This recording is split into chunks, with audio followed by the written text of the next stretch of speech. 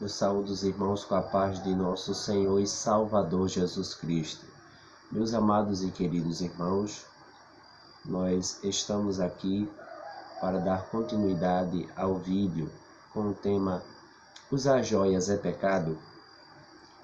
Nós paramos no vídeo passado em Êxodo capítulo 33, do versículo 4 ao versículo 6, e nós vamos tornar a esse texto. Amém? Assim nos diz a palavra do Senhor. E quando o povo ouviu essa má notícia, entristeceu-se, e nenhum homem pôs sobre si os seus ornamentos ou atavios. O Senhor, pois, havia dito a Moisés: Dize aos filhos de Israel: Vós sois um povo obstinado. Se por um momento eu subir no meio de ti, te consumirei. Por isso, agora tira de ti teus ornamentos, para que eu saiba o que fazer contigo. E os filhos de Israel tiraram de si os seus ornamentos, juntos ao monte Horebe. Meus amados irmãos, o povo de Israel recebeu a notícia de que Deus não iria com eles. E a Bíblia destaca que o povo retirou os seus atavios, ou seja, os seus enfeites. Eles usavam, naqueles dias, joias, estavam usando joias, e Deus ordenou que eles tirassem os seus atavios, que eles tirassem as suas joias. E o Senhor ia dizer a eles o que eles haveriam de fazer. Joias, amados irmãos, sempre foi um sinal de desobediência e apostasia. Porque quando o Senhor Deus tirou o povo de Israel da terra do Egito, o Senhor concedeu ao povo israelita os tesouros dos egípcios, pois os egípcios deram aos hebreus os seus tesouros, suas riquezas. Não toda, é claro, mas grande parte eles deram para eles. Essas riquezas seriam utilizadas para a criação do tabernáculo do Senhor. Mas antes que o projeto do tabernáculo fosse iniciado, o povo que recebeu de Deus a oportunidade de ser apenas guardador desses tesouros, começou a usufruir dos tesouros e começou a enfeitar-se. Porque pense, um povo que passou muitos anos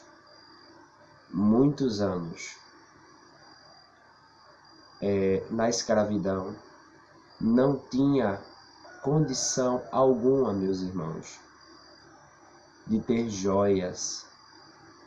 E quando eles recebem as joias dos egípcios, eles começam a usar. E quando eles começam a usar, fugindo da vontade de Deus, pois a vontade de Deus não era que eles usassem as joias, mas que apenas as guardasse para um futuro à frente, o Senhor os corrige e ordena que eles tirem os seus enfeites, os seus atavios. O ouro e a prata pertencem ao Senhor. O ouro e a prata devem ser para glorificar o nome do Senhor e não para glorificar a nós mesmos. Então, as irmãs e os irmãos que vivem banhados em ouro estão distantes da realidade do Evangelho. Porque Jesus disse: bem-aventurados sois vós os pobres, porque aprouve ao Pai Celestial dar-vos o reino. Mas ele também disse: ai de vós que agora estáis fartos, ai de vós ricos, não é? Porque já tendes o vosso galardão. Então, amados, nós temos que ter cuidado com isso, porque as joias são objetos para o envaidecimento de uma pessoa. Elas não possuem nenhum tipo de utilidade para a nossa vida, com exceção das joias, digamos assim, usuais, como por exemplo, um relógio. O relógio, ele tem uma utilidade. Ele foi criado para marcar as horas. Então, por isso nós utilizamos ele naturalmente, pois ele tem uma utilidade. Mas qual utilidade nós podemos ver em argolas no pescoço, em pulseiras no braço, nos pés, em piercings na língua, né? Nos lábios, no nariz, nas orelhas? Qual é a utilidade de tais adereços? Nenhuma. Porque automaticamente nós entenderemos, se tivermos o Espírito de Deus, que essas coisas não agradam ao Senhor. Meus irmãos, existem algumas supostas contradições que algumas pessoas estão ensinando, dizendo que o uso de joias é aprovado pela Bíblia. Há pouco tempo, vi um vídeo de uma senhora intitulada Pastora, a qual não desejo citar o nome por questão de ética, onde ela se utilizava de alguns textos para defender o uso de joias. E eu quero ler esses textos com os irmãos. Vamos abrir as nossas Bíblias em Isaías, capítulo 61, o versículo 10. Amém, meus irmãos? Isaías, capítulo 61, o versículo 10. Vejamos o que diz a palavra do Senhor.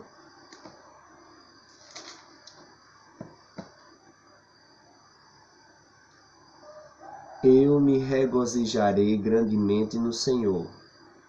Minha alma estará exultante no meu Deus, porque Ele me tem vestido com as vestes de salvação. Ele me tem coberto com um manto de justiça. Como um noivo no dia do casamento adorna a si mesmo com ornamentos, e como uma noiva no dia do casamento adorna a si mesma com as suas joias. E esta pastora disse que vestidos, de salvação, ou vestes de salvação e manto de justiça, o Senhor Deus está fazendo referência, comparando isso a joias, dizendo que o manto de justiça é isso. Mas esse não é o sentido da palavra. O sentido da palavra aqui é de que, assim como o noivo se enfeita para o casamento, coloca uma roupa diferente, naquela época, no tempo dos judeus, eles tinham realmente vários adereços. Não posso dizer que eles não tinham joias de maneira nenhuma. Deus está aqui apenas fazendo uma comparação, mas não está dizendo que as vestes de justiça são com joias, com ornamentos. Não é isso que a Bíblia Sagrada está nos dizendo. O Senhor está apenas partindo do conhecido para o desconhecido, porque nós não compreendemos o que é vestes de salvação no âmbito espiritual. Então o Senhor faz uma comparação com o entendimento que o leitor daquele tempo possuía, para tentar aproximar o entendimento. O objetivo aqui do Senhor não é defender o uso ou não de joias. Entendam isso, amados. O desejo do Senhor neste versículo é apenas fazer uma comparação para elucidar, para simplificar o entendimento. Outro texto que ela utiliza é Ezequiel capítulo 16, a partir do versículo 9 a 13. E eu gostaria de ler para os irmãos. Ezequiel, capítulo 16, o versículo 9 a 13. Assim nos diz a palavra do Senhor.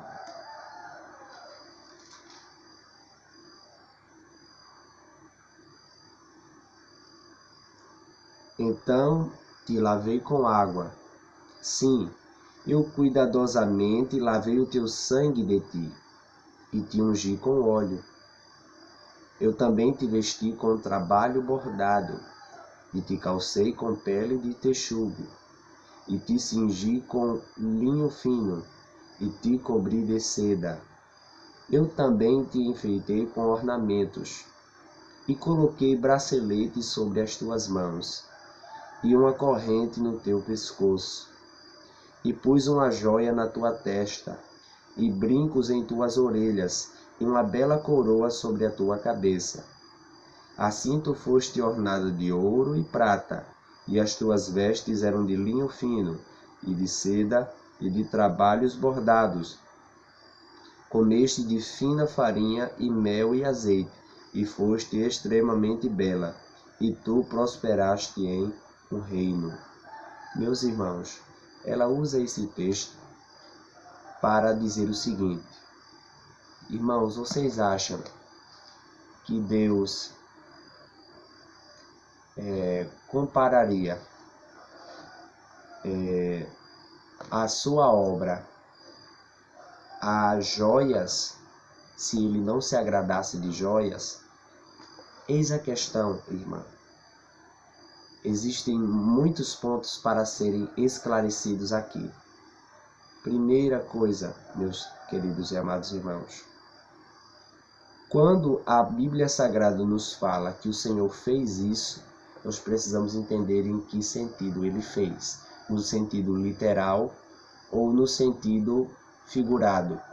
Deus não está aqui falando de uma pessoa em si, mas do seu povo escolhido.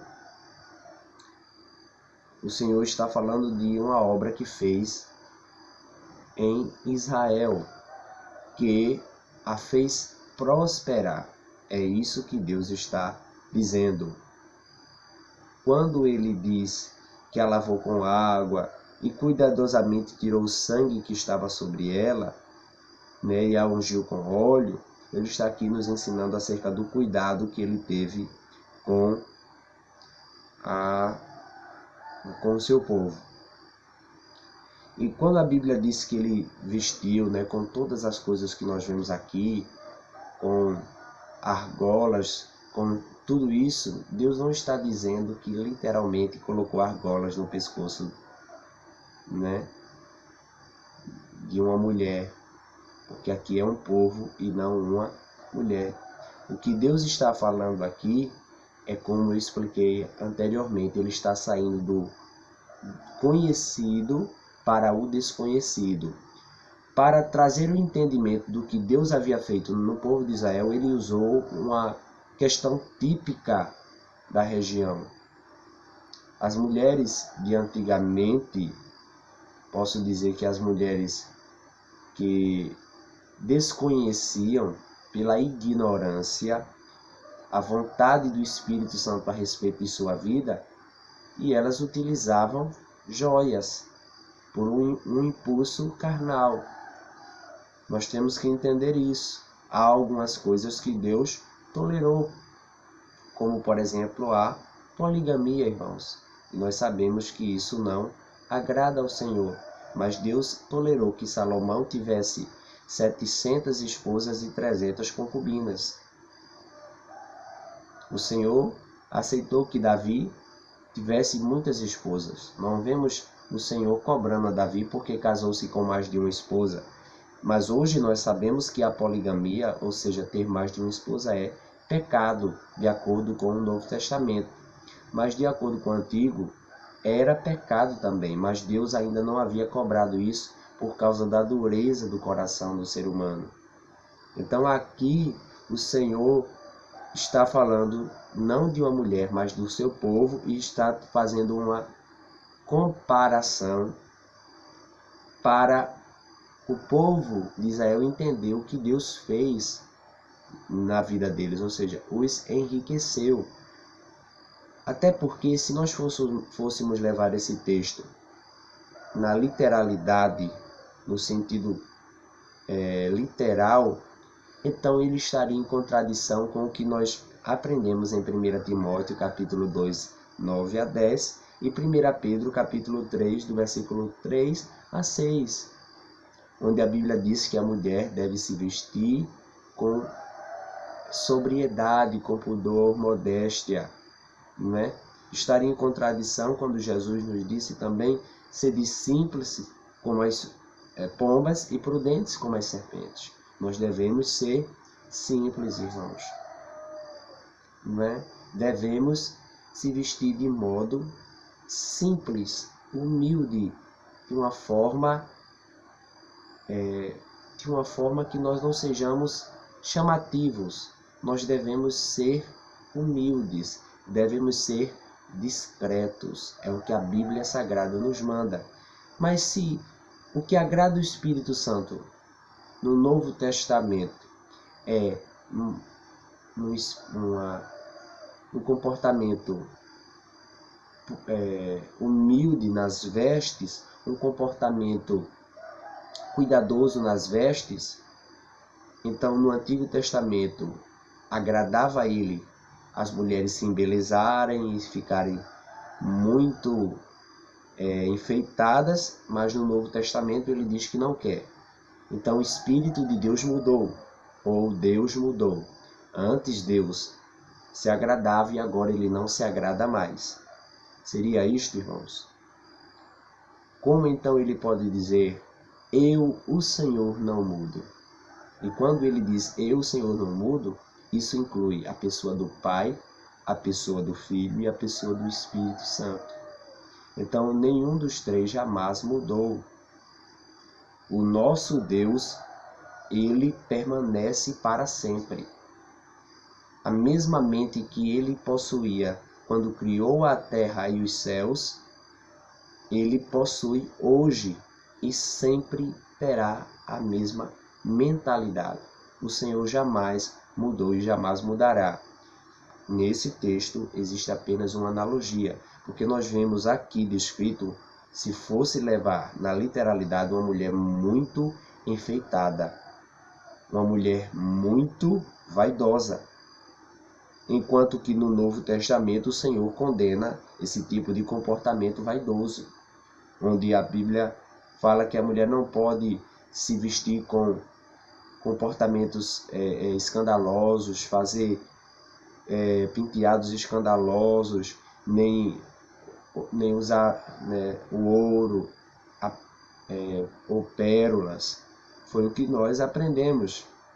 Então, como o Senhor pode proibir isso? Como é que o Senhor pode dizer que não se agrada disso? No Novo Testamento e no Antigo ele se agradava. O Senhor muda? Nós sabemos que não. Então continuemos, irmãos. Vemos aqui que nenhum destes argumentos é válido. E quero dizer este último argumento nesse sentido, para explicar o que esta pastora falou, com o texto de Mateus capítulo 24, o versículo 42 ao versículo 44. Mateus capítulo 24, do versículo 42 ao versículo 44, meus irmãos. Vamos ler o que diz a palavra do Senhor. Assim diz a palavra do Senhor. Mateus 24, 42 a 44. Diz-nos a palavra do Senhor: Vigiai, portanto, porque não sabeis a hora que há de vir o vosso Senhor. Sabei, porém, que se o dono da casa soubesse a que vigília viria o ladrão, ele vigiaria e não deixaria sua casa ser arrombada. Por isso estáis vós prontos também, porque a hora em que não penseis, o Filho do Homem virá. Meus irmãos, então, Jesus aqui faz uma analogia, uma comparação ao dia do seu retorno, comparado ao dia que um ladrão vem roubar a casa de um homem. Seria Jesus então um ladrão? Estaria Jesus aqui defendendo o roubo, porque fez ele uma analogia ao ladrão, como o dia da sua vinda? É óbvio que não, porque nós vamos aprender que o próprio Jesus diz: o ladrão veio senão para roubar, matar e destruir, mas eu vim para que tenhas vida e vida em abundância. Ou seja, eu não sou ladrão. Nós sabemos quem é o ladrão. É Satanás, o inimigo das nossas almas.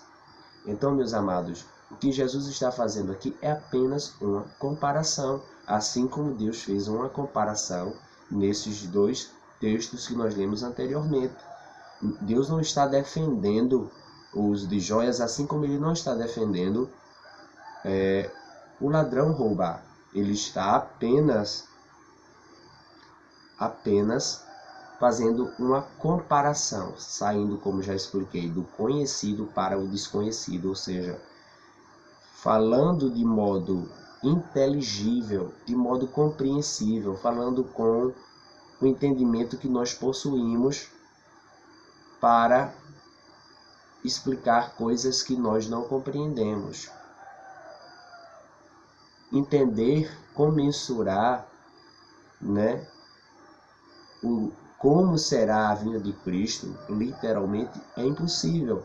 Mas Jesus, para trazer uma ideia, para se compreender um pouco melhor, ele faz uma analogia ao ladrão. Então nós precisamos entender isso, irmãos. É apenas analogias, comparações, que necessariamente não estão defendendo o que está sendo usado como analogia. Jesus não está defendendo o roubo por fazer analogia ao dia que o ladrão vem, com o dia que ele virá para buscar a sua igreja, ou, melhor dizendo, no dia que ele virá gloriosamente para o povo de Israel. Nós precisamos entender isso. Assim como Deus também ali não está defendendo o uso de joias, ele está apenas comparando o que havia no tempo do povo de Israel. Ele está pegando um elemento dos hábitos que o povo de Israel tinha e está fazendo uma comparação para explicar ao povo o que ele fez pelo seu povo. Apenas isso. Deus não está em nenhum desses dois textos defendendo o uso de joias. E algumas pessoas, infelizmente, amados, por desinformação, ouvem discursos de homens, que se valem da ignorância e do pouco conhecimento de muitos irmãos na fé, desdenhando e desprezando os irmãos que acreditam ser pecado o uso de joias. Eles desprezam, em palavras, dizendo que nós somos tolos, que somos crentes antigos, crentes leigos que não entendem nada de Bíblia, que não conhecemos nada de Bíblia, né? Como eu vi um pastor famoso falando, né? Falando mal dos irmãos que criticam o uso de joias. Este homem é um dos grandes falsos profetas do Brasil e do mundo, não é? Mas se nós que defendemos, né, o não uso de joias, somos hereges, somos loucos, somos pessoas de pouco conhecimento, o que dizer então, meus amados irmãos, de bases fortíssimas da fé cristã? Quem são essas bases? Eu posso citar, amados irmãos, algumas pessoas muito importantes na história da igreja. Nós temos apoio patrístico, ou seja, apoio de pais da igreja que defendiam que o uso de joias é pecado. Um desses pais era Tertuliano. Tertuliano defendia que o uso de joias era pecado. Clemente de Alexandria também defendia que era pecado. Certo, irmãos? Agostinho de Hipona defendia que era pecado. Um grande teólogo, Agostinho de Hipona, defendia que o uso de joias era pecado, irmãos. Ambrósio, Cipriano, todos esses homens defendiam que era pecado o uso de joias. Homens respeitadíssimos pela história da igreja e principalmente pelas igrejas tradicionais, né? E venerados pela Igreja Católica como santos. Nós temos apoio de reformadores, né? Como Calvino, né? Calvino era contra o uso de joias, certo?